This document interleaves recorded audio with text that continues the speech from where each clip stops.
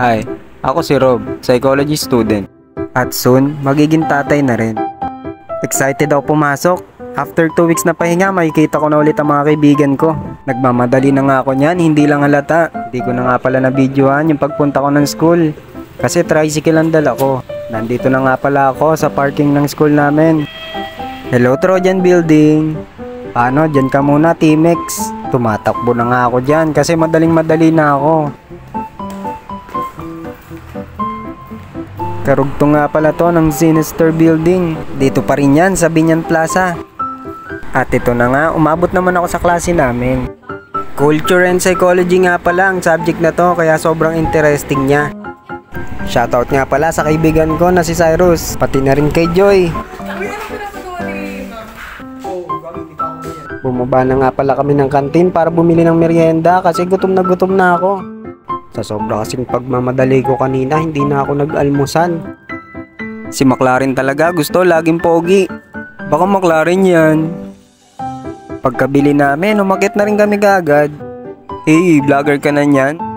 Filipino Psychology nga pala ang next naming subject. Kaya bumalik na rin kami kaagad kasi after nito magla-lunch break na kami. Eto na nga, nangyari na yung sakuna. Parang kumakain lang sa piyesta, gutom na gutom oh. Pagkatapos ng lunch break, green up kami ni ma'am sa dalawa para mag-debate.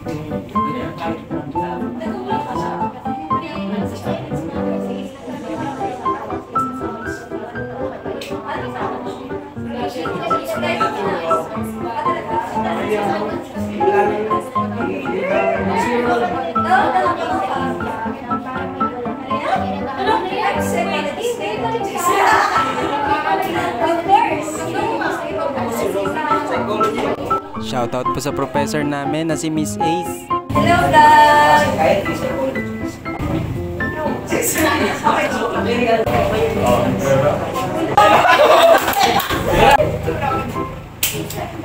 Ay, ito na lang ako mag-alala. 1 minute every.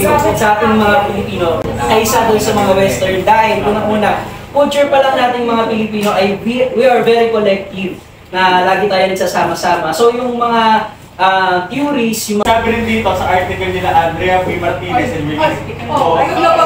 Sabi doon na ang mga Pilipino hindi sila kadalasan tumatanggap ng mga kasi tayo nga, consider natin yung US na version.